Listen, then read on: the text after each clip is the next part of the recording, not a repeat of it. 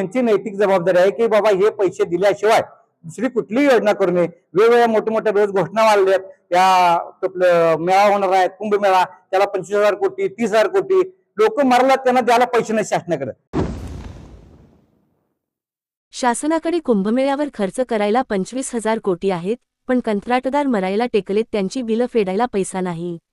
योजनांच्या घोषणा करायच्या, निवडणुकांपूर्वी कामं करून घ्यायची, पण बिलं द्यायची वेळ आली की हात वर करायचे, असं अन्यायी शासन धोरण असल्याचा आरोप करत कोल्हापुरातील कंत्राटदारांनी सार्वजनिक बांधकाम विभागाचे अधीक्षक अभियंता तुषार बुरुड यांच्या कार्यालयात ठिय्या आंदोलन केलं। कंत्राटदारांची तब्बल 900 कोटींची बिलं थकीत असल्याची माहिती या आंदोलनातून पुढे आली असून 15 एप्रिलपर्यंत बिलं न मिळाल्यास लोकप्रतिनिधींच्या, मंत्र्यांच्या घरासमोर आंदोलन करण्याचा इशारा कंत्राटदारांनी दिला आहे।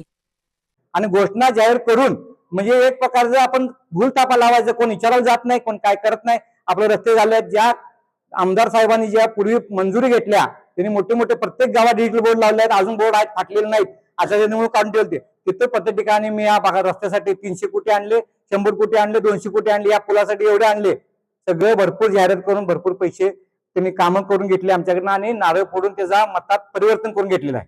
त्यामुळे त्यांची ही जबाबदारी आहे की बाबा जिथं मी बोर्ड लावले त्या कार्यकर्ता जगला, कॉन्ट्रॅक्टर काम केलं माझ्यासाठी, त्याला पैसे मिळालेत का नाही हे आमदार सुद्धा बघत नाहीत।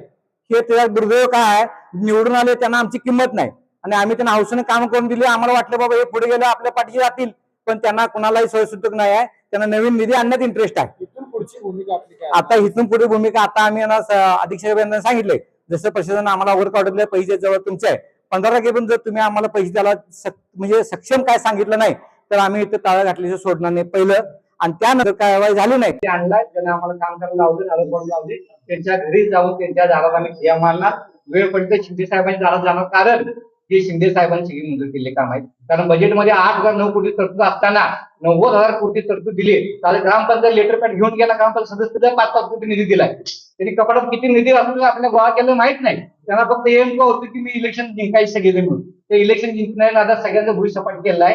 लाडक्या म्हणजे द्यावा असं आमचं काय देऊ नये असं आमचं मत नाही, पण गिफ्ट कवा देते माणूस, खिशात पैसे असल्यावर गिफ्ट देणार ना। आपण कर्ज काढून कोणाला गिफ्ट द्यायला जात नाही, पाहुण्यावर जाताना आपले पैसे खिशात 10 रुपयाचा ब्रेड घेऊन जातोय, त्या दुकानदाराला म्हणत नाही की 15 रुपयाचा ब्रेड दे, तुला पुढल्या 5 देतो। त्याने असं केलं की कर्ज काढलं ढिगवर आणि गिफ्ट वाटलं आणि दिलेल्या लोकांचे काम पैसे द्यायला तयार नाहीत। त्यामुळे हे निवडून आले असतील पण त्यांना आमच्या तळत्यात लागल्याशिवाय राहणार नाही, ज्यांनी वेळेत पैसे दिले नाहीत।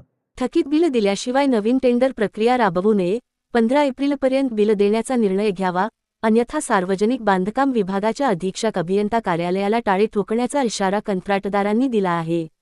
याबाबतचे रितसर निवेदन कंत्राटदारांनी अधीक्षक अभियंता तुषार बुरुड यांना दिलं असून सोबत सामूहिक आत्महत्या करण्याचा इशाराही कंत्राटदारांनी दिला आहे। शिरोळ तालुक्याचा ठेकेदार श्री मिलिंद साखरपे आज सार्वजनिक बांधकाम मंडळ अधीक्षक अभियंता बुरुड साहेब यांच्याकडे निवेदन देण्यासाठी आम्ही आलेलो आहोत। प्रथम मला काही गोष्टी सांगायच्या आहेत। देशाची लोकशाही जर अबाधित सुरक्षित राहायची असेल तर संविधानाने काही आदर्श कार्यप्रणाली दिलेली आहे आणि ह्या आदर्श कार्यप्रणाली ते अंमलदार करणारे शासन आणि प्रशासन असतात आणि ह्या कार्यप्रणालीचे जर शासन आणि प्रशासन जर अंमलबजावणी करत असताना जर चुकत असतील तर आज जी काही राज्यामध्ये किंवा बांधकाम व्यावसायिकांमध्ये जे आज आमची दुरावस्था ओढलेली आहे, ही दुरावस्था ओढण्याचे प्रमुख कारण काय असेल तर शासन आणि प्रशासनाने हे कार्यप्रणालीच शिस्तबद्ध पद्धतीनं पाळलेली नाही, हा माझा सगळ्यात पहिला प्रमुख आरोप आहे। म्हणजे खिशात रुपया आणि कामं काढायचे लाख रुपयाची असं हे प्रकार केलेला आहे आणि ह्या याच्यामध्ये आमची घोर फसवणूक आर्थिक घोर फसवणूक ह्या शासनाने आणि प्रशासनाने केलेली आहे। आणि आता आम्ही बुरुड साहेबांच्याकडे म्हणजेच अधीक्षक अभियंत्यांच्याकडे आलेलो आहे ते एवढ्याच गोष्टीसाठी ही जी घोर फसवणूक तुम्ही आता करत आहात ती आता सगळी थांबवा। प्रथम आमचे मागचे निधी जी काय देयकं आमची थकीत आहेत ती सगळी थकीत देयके सगळी पुरी करा आणि मगच नवीन तुम्ही निविदा प्रसिद्ध करा, तोपर्यंत तुमच्या निविदा प्रसिद्ध करायच्या नाहीत। म्हणून इथं आम्ही अक्षरशः मांडी घालून यांच्या समोर बसलेलो आहोत आणि ह्यांची मागणी काय होती काय नाही याचा सुद्धा आता आपल्याला थोड्या वेळाने हे होईल।